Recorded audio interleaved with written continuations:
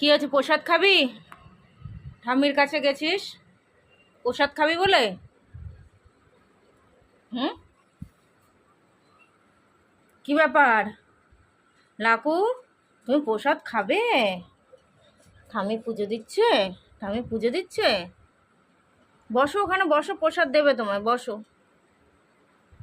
বসে যাও, বসো, এখানে বসো।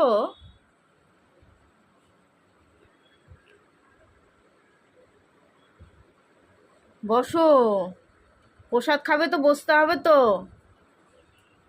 না, লাকু বসে পড়লো প্রসাদ খেতে। কখন পুজো হবে তারপরে সে প্রসাদ পাবে।